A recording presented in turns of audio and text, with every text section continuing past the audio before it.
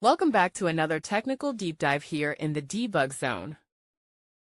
Today we're tackling a big question and breaking it down with insights from other users.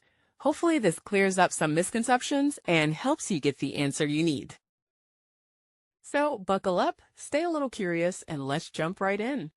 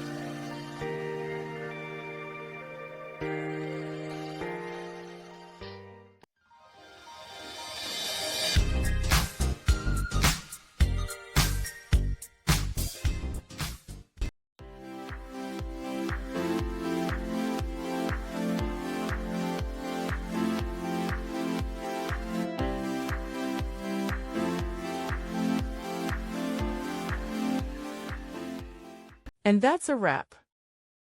I hope you found the answer you were looking for. If you did, take a second to hit that subscribe button. It really helps out.